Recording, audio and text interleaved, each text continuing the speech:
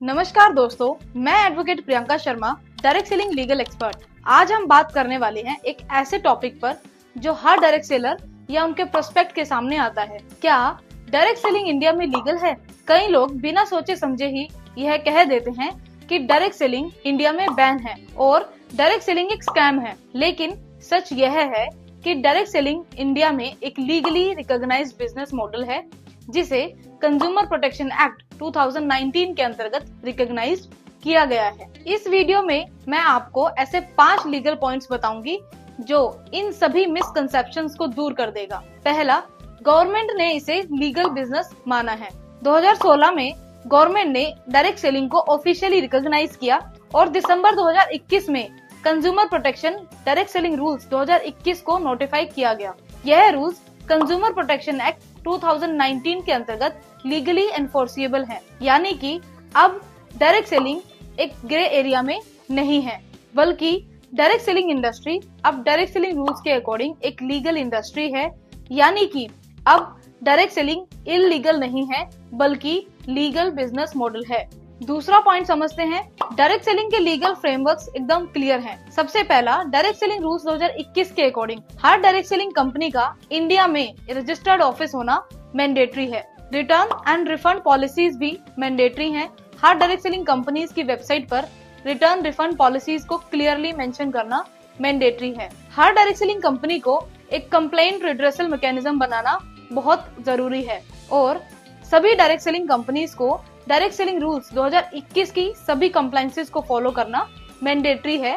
और सबसे जरूरी, डायरेक्ट सेलिंग में पिरामिड और मनी सर्कुलेशन स्कीम्स को पूरी तरीके से बैन किया गया है। साथ ही अगर कोई direct selling company genuine product या सर्विसेज में डील कर रही है और डायरेक्ट सेलर्स को उनका कमीशन और पे आउट सिर्फ और सिर्फ प्रोडक्ट या सर्विसेज की सेल्स पर दिया जा रहा है, तो यह एक लीगल बिजनेस मॉडल है। लेकिन जहां प्रोडक्ट या सर्विसेज के नाम पर सिर्फ और सिर्फ पैसे को घुमाया जा रहा है, तो यह एक पूरी तरीके से इलीगल बिजनेस की तरफ इशारा करता है। सिंपल शब्दों में समझे तो प्रोडक्ट है तो बिजनेस है, प्रोडक्ट नहीं तो यह एक ट्रैप है। साथ ही इसमें यह भी ध्यान रखना है कि प्रोडक्ट सिर्फ और सिर्फ दिखावे के लिए ही तो नहीं ऐड किया गया, यानी प्रोडक्ट वैल्यू फॉर मनी होना चाहिए।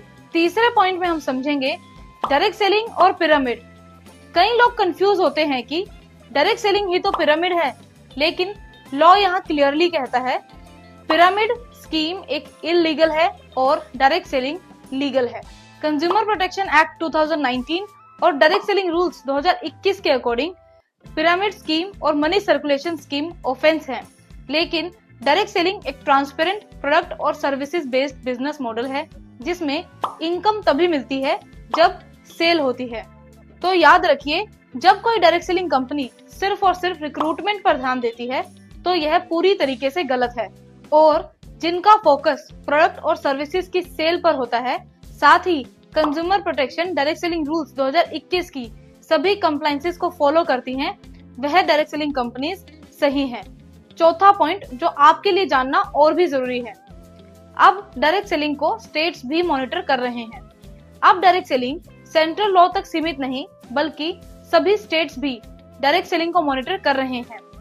अब तक कई स्टेट्स जैसे कि मिजोरम, गोवा, हरियाणा, वेस्ट बंगाल, आंध्र, तमिलनाडु एंड केरला ने डायरेक्ट सेलिंग इंडस्ट्री के लिए नए रूल्स और मॉनिटरिंग मैकेनिज्म बना चुके हैं और डायरेक्ट सेलिंग कंपनीज और डायरेक्ट सेलर्स की एक्टिविटीज को मॉनिटर कर रहे हैं। तो सोचिए, जिस इंडस्ट्री को गवर्नमेंट खुद सुपरवाइज कर रही है, खुद मॉनिटर कर रही है, उस इंडस्ट्री पर इलीगल का लेबल लगाना कहां तक सही है। अब समझते हैं पांचवा पॉइंट। इंडिया के इकोनॉमी में डायरेक्ट सेलिंग इंडस्ट्री का बहुत बड़ा योगदान है। इंडियन इकोनॉमी में भी डायरेक्ट सेलिंग इंडस्ट्री बहुत अच्छा योगदान दे रही है। आज भारत में 1 करोड़ से भी ज्यादा डायरेक्ट सेलर्स एक्टिव हैं और यह इंडस्ट्री 22,000 करोड़ से भी ज्यादा का कंट्रीब्यूट कर रही है। हर डायरेक्ट सेलिंग एंटिटी टैक्स पे करती है और सीसीपीए के अंतर्गत मॉनिटर्ड है। अब यह सोचने की जरूरत है, अगर डायरेक्ट सेलिंग एक इलीगल बिजनेस मॉडल होता तो क्या गवर्नमेंट डायरेक्ट सेलिंग इंडस्ट्री के साथ इतना ओपनली काम करती? बिल्कुल नहीं। डायरेक्ट सेलिंग इंडिया का एक सेल्फ एम्प्लॉयड बिजनेस मॉडल है जो ग्रोथ, एम्पावरमेंट और कंप्लायंस पर बेस्ड है। तो अब आप सबको क्लियर होगा कि डायरेक्ट सेलिंग इंडिया में 100% एक लीगल बिजनेस मॉडल है, लेकिन सिर्फ और सिर्फ तब जब आप consumer protection direct selling rules 2021 के सभी कंप्लायंसेस को फुलफिल कर रहे हो।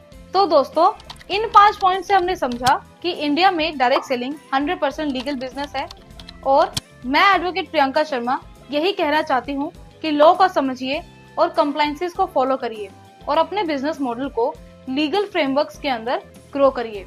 और इस वीडियो को हर उस व्यक्ति तक पहुंचाइए जिसे लगता है कि डायरेक्ट सेलिंग एक इलीगल बिजनेस मॉडल है, क्योंकि डायरेक्ट सेलिंग इंडस्ट्री की सही जानकारी सभी लोगों तक पहुंचाने के बारे में सोचना जरूरी है।